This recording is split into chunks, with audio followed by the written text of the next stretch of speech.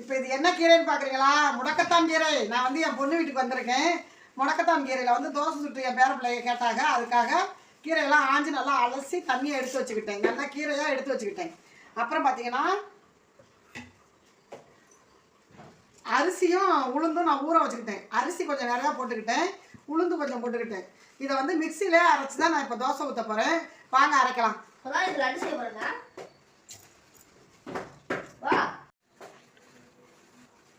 இப்போ முடக்கத்தான் கீரையும் நம்ம வச்சுக்கலாம். நல்லா அலசிடணும்.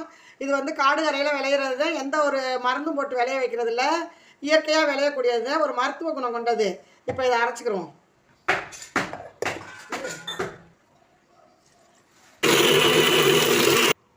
இப்போ இந்த பக்குவத்துக்கு நம்ம அரைச்சிக்கலாம். இது தோசைக்கான பக்குவம்.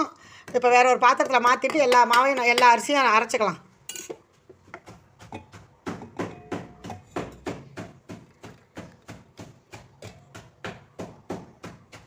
நல்லா அரைச்சாச்சு.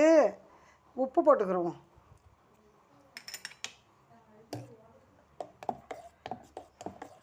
தோசையை ஊற்றி நம்ம குருமா குழம்பு வேணாலும் வச்சுக்கலாம். அது நம்ம விருப்பம்தான்.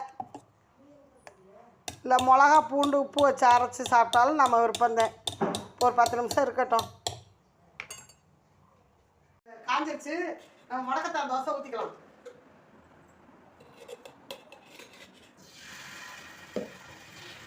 ரொம்பவே ஒரு மருத்துவ குணம் கொண்ட தோசை தான் இது. இந்த தோசை சின்ன குழந்தையிலேருந்து பெரியவங்கலேருந்து சாப்பிடலாம். இப்போ ரவுண்டில் அப்படியே கொஞ்சோண்டு எண்ணெயை விட்டுக்கலாம்.